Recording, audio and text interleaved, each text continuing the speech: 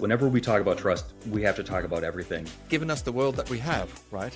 The institutionalizing of trust. We find a way to actually realize that we are a cooperative species and cooperation has to be the norm. Trust is that immaterial or non-tangible asset upon which material or tangible success depends. Let's say it becomes the new 10 commandments, right? This restoration of trust. What does the world look like then?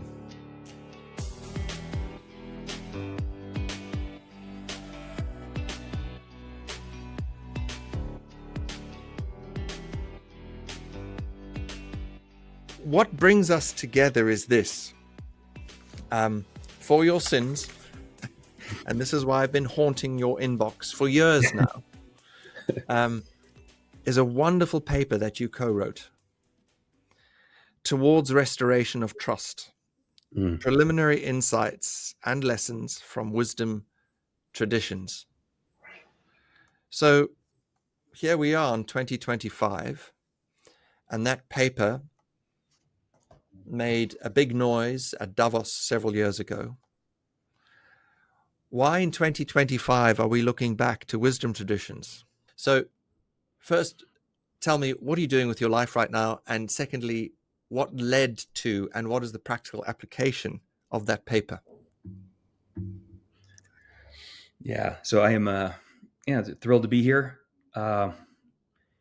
I am a research scholar for responsible tech innovation and policy at Princeton University. So I suppose that's what I'm doing with my life. I'm real interested in these really fundamental questions like trust, cooperation, responsibility in the light of inevitabilities, right? So we have these runaway tools that are coming down the pike at extraordinary intensities and cadences. So like, how do we operate at the edge responsibly? That's fundamentally my interest. Things that are going to happen, these technological inevitabilities, but how do we optimize and operationalize responsibility within those inevitabilities? So that's what I've been doing with my life. And trust is relevant to that. And I think the reason that paper still bears a quick skim, it's been a while since I've read it. I think what I found so interesting in that research and in those discussions and deliberations is that, all these hand wringing about trust deficits and institutional collapses, they're just not all that new. And it was shocking to see them play out in the writings and the worries and the anxieties of the ancient Near East and in Eastern religions, and also in some native religions as well, in terms of the conversations that we had with experts and scholars there. So the question is, like, what is the relevance of a conversation on trust, and especially its restoration? I think my response to that would be, the only thing more fundamentally human than to trust is to deceive and to break trust. So we are stuck in this recurrent cycle of cooperation and difference. And within that, a lot of things happen that are optimal and beautiful and incredible, right? Yeah. But also some things can break down. And so we need a mechanism, we need on-ramps to mend and to repair. And I think we have to find a way where we are able to have these conversations of repair within our society these days. I don't think we have those skills. And this was an attempt to sort of reintroduce this ancient wisdom for an urgent need for contemporary practice to restore trust through practices of repair, as opposed to exiling and excluding and shaming and canceling. Let's say it becomes the new 10 commandments, right? This restoration of trust. What does the world look like then? To the government minded, to the commercials, to the non-profits, and to the alive and kicking human beings? I think what the world looks like is we find a way to end, like we've been saying, trust is relational flow. We find a way to actually realize that we are a cooperative species, and cooperation has to be the norm. Like these subterfuges, these deceptions, these weird things that are happening to us by betrayals by our governments, deceptions by our institutions, these cannot be the norm. Otherwise, there is going to be systems shut down and reset, which this we're talking about indicators for this already happening. This is good. I think this is in the long run going to be great, but not for those in the middle of it. This is painful. It is painful to have work through being deceived and being betrayed and being manipulated by institutions that are taking advantage of a cooperative system that is no longer cooperative. So what it looks like is, I think we begin to expect that the norm is cooperation. And then, the little contribution that I think our paper might be able to make is that when that does break down, and it will inevitably break down, we have practices for repair set in place. Okay, so that's the world you see. How do we bring trust back into that room with all those people in it in order to enable the cooperation, which you say is so fundamental to overcoming our difference? How do we get trust back into the room? Well, how do you get trust back in the room? I wonder if it's simple as it's the expectation, and someone has to go first. I think someone has to go first. Here then is like, who bears the burden of the passage of time? This is one of the core insights from the papers. I think is another way of answering the question is, who leads the operation? Who goes first? And one of the underwhelming responses in this Andlinger event kept on saying, the response was, you have to be trustworthy and you have to be transparent. And it all sounds so banal, but it seems like a core ingredient as well, right? I mean, someone has to go first. Yeah. The expectation has to be that this is a cooperative effort. Yeah. Great. And so the question is, who should that be? There's a difference between what people think you are offering and what they know or intuitively know that they need. Words are terribly blunt instruments, right? Especially when it comes to something called trust. The word trust is like the word God or strategy or marketing or systems thinking, or it's just been used so, or sustainability. You can see where this is going. It's just been used so often that it's lost its meaning. And it's like that burning home you've seen a million times on the side of the road. The first time you see it, it's a tragedy. The second time, it's unfortunate. The third time, you don't even see it. We become blind to the familiar. So trust has in my experience, often just the word trust, when it pitches up out of context, has very little resonance or gravitas. However, when any human being with an enteric nervous system and a brain with various working parts sits down with another human being and goes into what is in effect the subject of trust, which is part of our human condition, people open up and gravitate towards it because it is part of the human condition. So I often liken it towards walking into a doctor's room, and you go, as a non-medical person, you go, oh shucks, I've got sort of this numb, achy feeling just behind I think it's behind my third rib, and it's been there. And then the doctor says, right, behind the third rib, it means X, Y, and Z. And because you are 32 years old, this is what, and then the patient goes, but how do you know that? What is this voodoo you speaking? But it's just bringing a framework and a lens and experience to something we know intuitively exists and been able to surface that. That is why I love what you said in your paper, which is trust. And I use it so often. Trust is that, I'm not going to do a perfect recollection of it, but trust is that immaterial or non-tangible asset upon which material or tangible success depends. So it's surfing that immaterial. So to your question about what is the appetite out there? Everyone has an appetite for trust because you're a human. Everyone has an appetite to close distance between you and the person right next to you, to close distance between you and your team, amongst teams, amongst departments, amongst your organization and the people you serve and you love, amongst you, the government, and the citizens that you serve. And once you can close that distance, extraordinary things happen. How do you close distance? At least some cognizance of trust. So that's why we talk about operationalizing trust, not building trust. Sorry, excuse me, let me say that again. That's why we talk about operationalizing trustworthiness, not building trust, operationalizing trustworthiness, because if you can get that right, inevitably the psychological state of trust emerges. And we know what that means, a little bit about what that means neurologically and what that enables in us creatively, innovatively, in terms of dynamics and efficiency, etc. And that translates into very tangible, to use your words, Michael, very tangible material assets. I still read a proverb a day. This is I come from an Eastern Orthodox tradition, and my favorite human being is my yaya. She's my Greek for grandmother, and she instilled in us to read a proverb a day. And may I read two proverbs for Please, you? man. Please. So the first is from Proverbs 20, verse 6, and it says, "Who can find a trustworthy man?" The implication is a rarity. And so then the question is, if a trustworthy individual is hard to find, should trust be um, an intuitive impulse, or should it rather be a secured phenomenon within relations? The second is Proverbs 28:26, and this one I found even more interesting, where it says, "Whoever trusts in their own mind is a fool."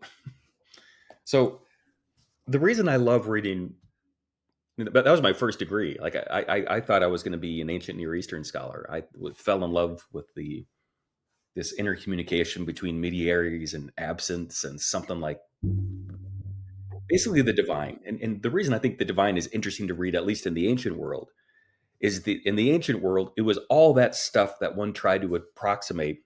And by one, I mean civilizations, societies, families, households, even individuals, that was outside this mind. I think this understanding of the perceptual phenomenology, this wasn't a movement that began in 20th century Paris around the cafes. I think this was something that made intuitive sense, is that there was this whole world that lived outside of one's head, and then we can just clump it together there, and just pump the brakes a little bit on lexical specificity lest we get into trouble. But I find that interesting, these two sort of poles that manifest themselves across traditions, right? Even like these like views, or all is illusion, right? Yeah. Let me There's something, I want to make sure I've got those two poles. We yeah. understand everything is one pole, and the other pole is everything is an illusion. Or the one pole is we should be suspicious of, or there are trustworthy individuals, but it's rare. And so the question then is what then is like the default setting? Do you trust, or do you hold everything and everyone in suspicion? Mm, Because if the one who is trustworthy is in fact rare, you would be a fool to trust everybody, right? That's sort of like this wisdom and folly. That's what I love about the world of the wisdom traditions. It's not yeah. this right or wrong dogmatism. I think there's a place for that, which I find kind of fun to think about every now and then. But yeah, this wisdom and folly. Is it wise to trust? I think that's a question. Or are you a fool to trust? That's a question. And Yeah. then this whole issue of whoever trusts their own mind is a fool. So the question then is, what is outside one's mind, and how does one get outside of one's mind? And that to me is what sets the comparative to have productive conversations from something like ancient sources, or even cross-cultural sources in a modern world. I thought wisdom traditions would be interesting because there was this attempt to sort of get outside of one's head to find a kind of standard through which relations get traded, or by which relationships get traded. Yeah. What is that standard?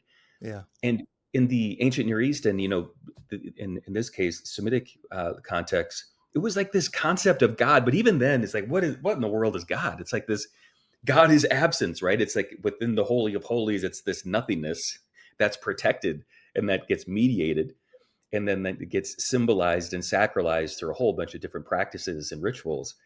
And so I think it's really interesting to think about this idea of, one, is it foolish or is it wise to trust? And if you do trust, by what standard are you trusting? And by standard, I mean that quite economically. This is that material side of it. Yeah.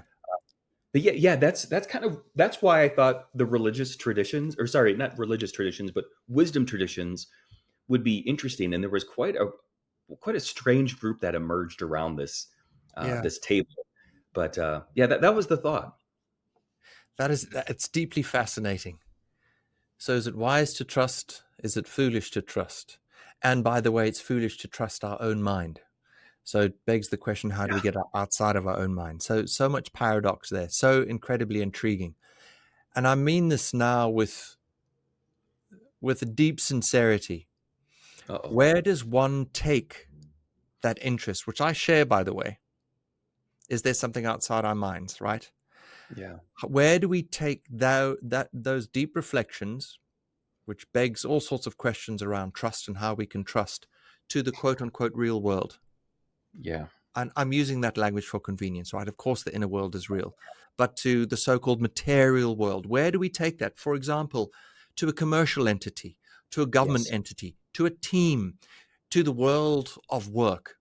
Okay, the vast majority of us on this planet, right, need to get food onto the table somehow. So we need to provide something of value with our lives, and in exchange, we get a value back which we can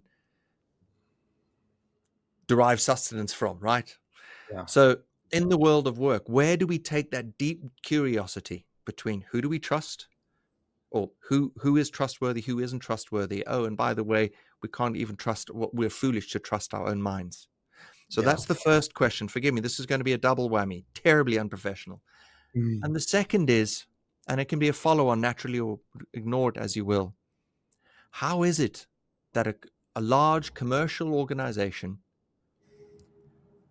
funds a work that you will be involved in, and it takes a prominent stage at Davos? So those are two distinct questions. Okay, so that first question is brilliant. What I've been struggling with professionally is what is the best language to engage these materials. And these by these materials, I mean these fundamental questions that come down to my convictions of the reality of an external world, the entrapments of cognitive apparatus, and the need to somehow engage and be productive. So Mhm. those are those three bits that I like. What are those? And I've formally left the professional study of religion, and I teach in an engineering department. My background is ethical philosophy, law, design, and increasingly some certifications uh, in systems engineering.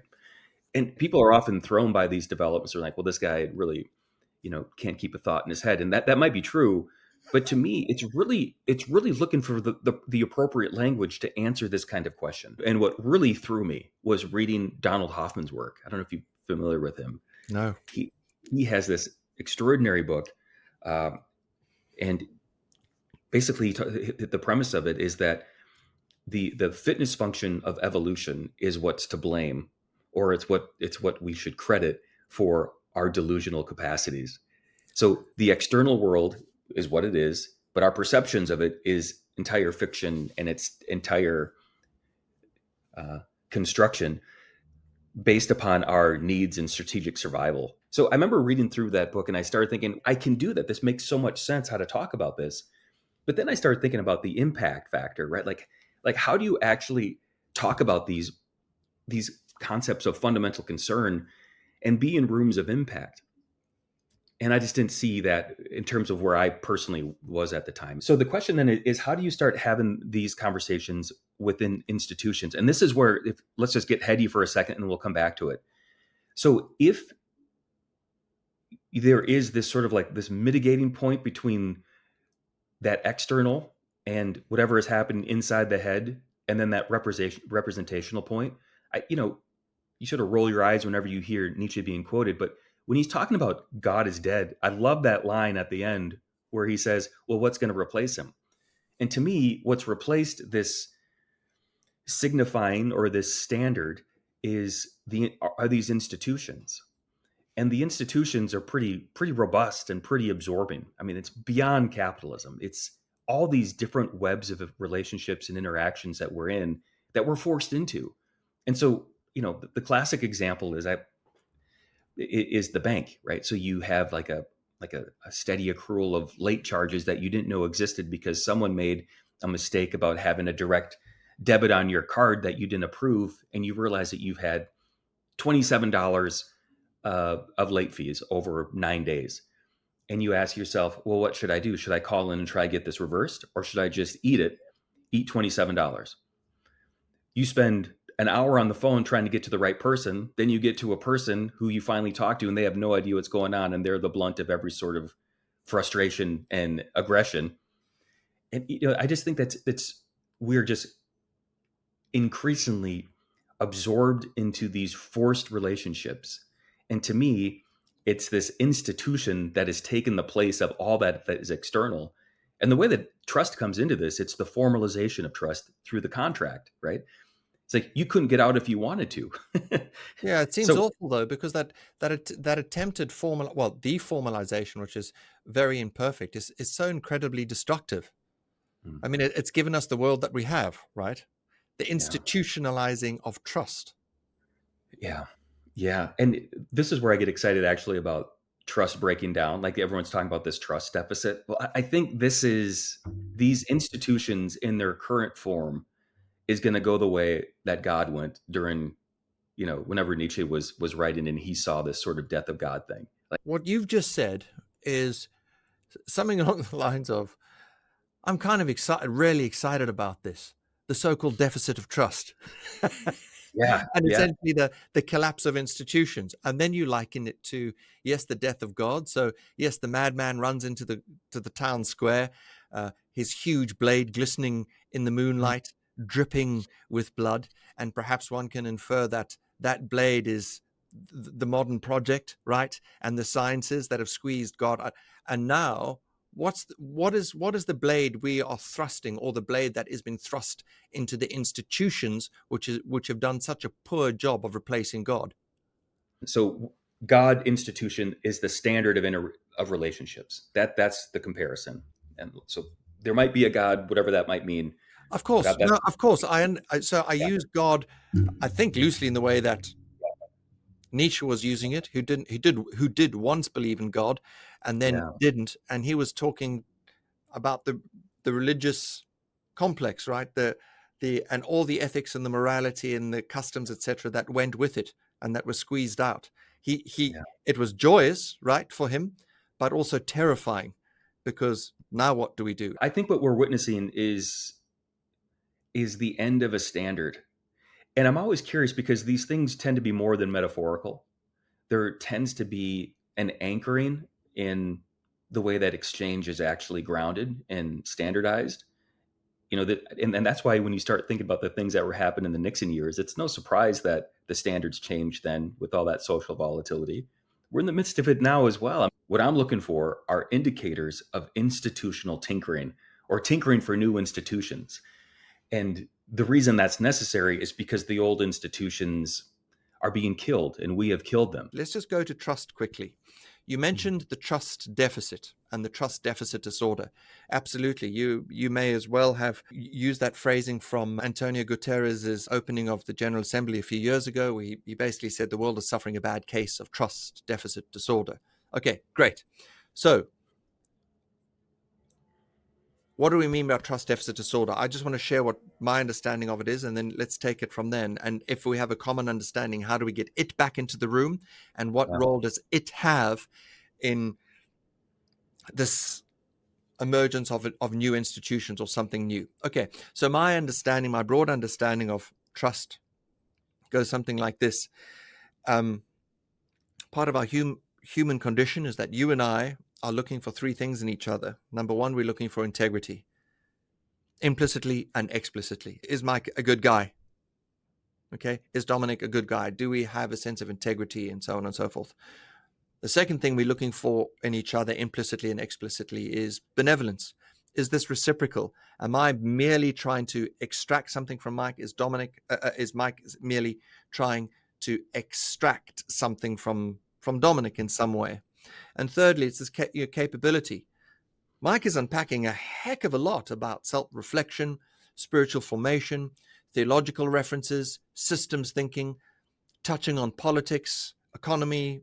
Does he have the capabilities and experience actually to talk about that, or is he just waffling on? Same with Dominic. He's put up his hands and he's going, I know something about trust. I think it's valuable that we make trust material and, to use dry language, operationalize it, because the outcomes will be and are remarkable. Do I know what the heck I'm talking about, and do I have capabilities?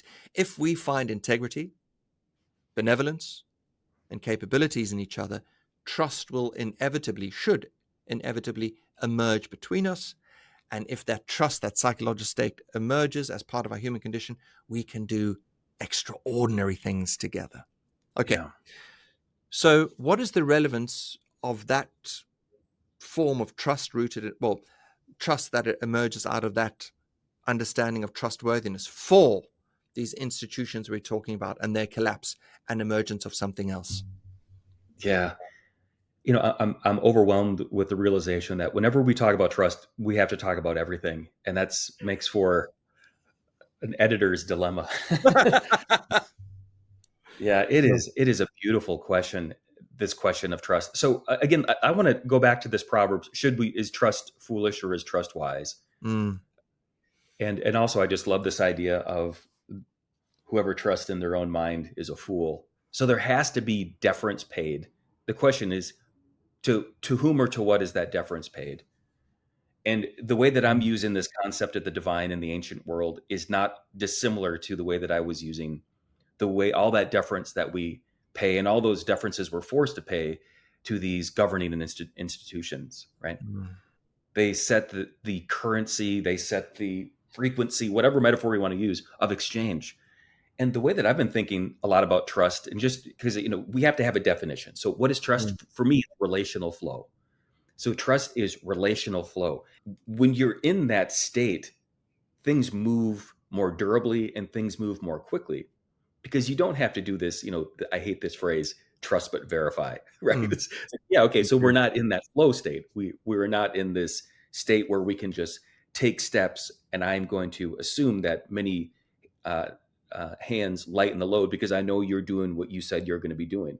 So yeah, I like all what you said there is interesting to me, and I think yeah, let's say that we agree on that because we're in a state of relational flow. Now the question Mm. is like, when do those states get disrupted? And they have to be disrupted occasionally, right? Yeah. So Can I just yeah, touch on flow quickly and the relational? I love that. That trust it's useful to view trust as relational flow. I think that's wonderful. And it reminds me that I didn't share my actual broad definition, not mine, but the one I understand of trust. And that is trust is the willingness to be vulnerable based on expected behaviors. Perhaps integrating your language, trust is the willingness to flow based on expected behaviors.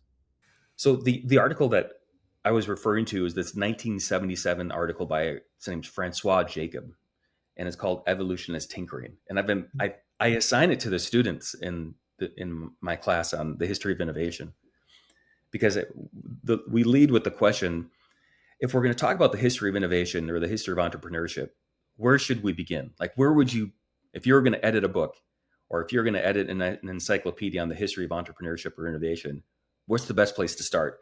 And the students will say things like, the wheel, people, the industrial revolution. What would you say? Where would you start the history of innovation or entrepreneurship?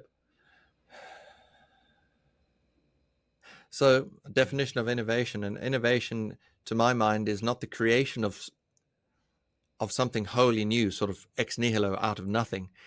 Yeah. Innovation can only be the rearrangement of the pre-existent. Yeah. So, innovation would literally start in the epoch, right? That epoch era, that billionth or trillionths of a Yeah. second just after the Big Bang, because that's where the rearrangement started. Stuff came into existence. It had to come into existence simultaneously. How on earth did that happen? And then the rearrangement began. I actually suggest it's life. The biological start tinkering with life. Okay. So this is a 4.5 billion year experiment that life just keeps on trying to figure things out, right? It's an experimenter, it's an engineer, it's a tinkerer. What I find so beautiful about this language of purpose is that whatever this force is of life trying to find new forms or trying to optimize itself, thinking of life as a system. And so it's optimizing itself through varying channels. We are part of that. And this is where Mm, the geographic information systems comes in with like Mellenbrock sets and these fractal patterns. Is if you start like it looks one way on a sheet of paper, but when you actually start simulating it, it just has these incredible forms mm, that keep on tinkering, then burst into a new form, and then tinker, and then burst into a new form. But when you scale out, it looks the same, and when you dive in, it looks recurrent. It is overwhelming, and this is how we start the class, and we think hard about that. mm. So that's where I have felt really quickened and encouraged with this concept of purpose. You were act like that. All those cliches actually turned out to be true. You were here for a purpose. You were Yeah. here to experiment and to tinker and to bring forth a new form. Yeah. And that was amazing, is only you can be the determiner of what that is. What role does trust play in that? So that new form, let's say that new form as a person, that new form Yeah. as a group of persons, which pitch up as organizations or governments. What is the role of trust in those new forms emerging? I think trust is sort of this intuitive indicator where you sort of kind of you smell or you get a sense of, is someone actually about this program? Is someone pursuing purpose? And if someone is pursuing purpose, I think they're easier to trust. Whereas if someone is just stuck in this loophole of recurrence and repetition, Mm. then it's hard to know actually what they're on about. Like, let me just anchor this in this project that we just did on the infrastructure of trust with the energy companies. All right, and again, it was all the stakeholders. It was NGOs, it was community actors. It was a really, really clever design. And at one of the table simulations, it was pretty heated and it got pretty confrontational. And it turned out the reason why is because one of the simulated actors was the NGO, just was unbearable. And so I was so curious to see what this person was going to write up. And what they said in there, this was the exact quote in their write up, is that what I pursued was what I deemed to be the necessary win for my NGO. Because if people pursue their self interest, if everyone does this, everyone then therefore can be expected to act according to one's self interest. Therefore, a network of trust would be apparent, right? Yeah. I just thought that was so intriguing. Yeah. Well, it's Adam Smith in black and white. Yeah. It's very, Well, but that doesn't work. well, Or and it was amazing, right? Because we saw this. It was so yeah, uh, how do you say it? It just was not productive. It was yeah. not productive. Oof. Yeah. But if you read the paper, like you said, it was beautiful. It's like, oh yeah, if everyone just acted in their self interest, this whole Yeah. thing would be apparent. Like you Yeah. said, Adam Smith. But it was a destructive, chaotic thing to watch in the live. Yeah. So, in my asking the question, what role does trust play in the emergence of new institutions? Yeah, you answer by saying, "Let me start in the negative," and you gave the example, right? With trust not in the room, things break apart. Okay, and with trust in the And room, do trust in the room. we close distance, we enable flow, we foster So flow, we yeah, you started off with this uh, fascinating reflection upon like almost the limits of language when we're talking about trust. I mean, there's so many different. Yeah, I mean, what are words, as Hamlet says, right? And and so like one way to get around it, people talk about constellation. And so you have a hmm, concept, and then within that constellation, you have all these different terms. And trust is so. Let's just say that trust is in this. Let's just call it a constellation. Like what else is in there? And so what I've been thinking about lately is there seem to be two like forces that hold together and yet at the same time introduce a lot of anxiety and a lot of pain. And that is the inevitabilities of difference and yet the need for cooperation, right? We as a species, hmm, however long we want to put ourselves at 250,000 years or whatever, we are a cooperative species. And so when you have these cheaters and stealers and liars and betrayers, it works because the baseline and default setting is cooperation. So you have to like use this power sparingly, but there's this inevitability of difference. So how do you deal with that? Difference is hard. I don't care what anyone says. Difference is hard. And yet we as a species are a cooperative species. The systems in which we live are cooperative by nature. The reason fraud exists is because it assumes the operations of cooperation. And those are the poles. So where does trust live within that? I think trust isn't the fundamental part of it. I think trust is something like an accelerant, or it's like this, it looks like flow. And that's why things, if you can get to that state with another actor, it's going to be, you're going to see material benefits. the way I would word it is this, and I don't presume that it totally captures what you said, but there is a fundamental importance of closing distance, and I think this can be between persons. So we can frame that as cooperation.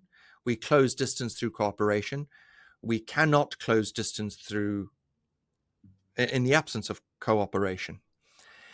And trust helps or assists or catalyzes or fosters or enables that closing of distance. And it helps to eviscerate differences or difference. It helps us see each other in new ways. It helps us put difference in perspective.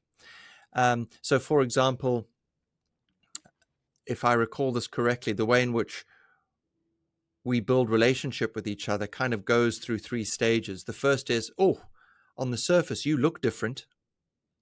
You sound different. But if I can survive that, I get to another stage. And so and a little bit more trust is built. And that next stage is, oh, you behave different to me. You don't only look different to me, but you behave different to me. Okay, you drink different things, you eat different things, you socialize and behave in a different way. But hang on, if I can move through that, then I'm encountered with your fundamental beliefs that you hold either implicitly or explicitly. And if we can survive that, then we can have a way more enduring relationship. We can innovate to each other. We can meet each other. We can coexist with each other.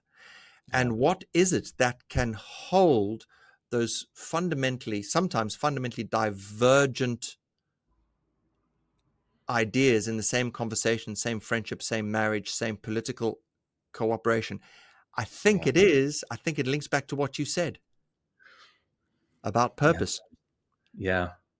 So you might worship at a different altar to me, but if I see in Michael's eyes, if I see that he is seeking out truth, he is seeking out cooperation, he is seeking out love, he is seeking out not only this relationship to his benefit, but to mine and to our relationship, then we can deal with our difference. Yeah. Yeah. I think trust comes down to an element of predictability. I have an individual in my life who is a family member, in their own way is a wonderful human being, the most unreliable. Whatever comes out of this person's mouth tends to be unreliable, but because of that, it falls into a pattern. And this person's one of the most predictable human beings on the planet. And so I trust this person implicitly because I know what the yeses mean, and I know what the no's mean, and they don't mean yes and no. Right? So it's almost like this learned behavior. I think there's something to that of, yeah, okay, but we know how to deal with that, right? Yeah. We know how to deal with that. The other thing I was playing around with, because like I said, I've been getting into these systems engineering. I was part of the PhD seminar in the systems engineer group for trustworthy AI at George Washington University.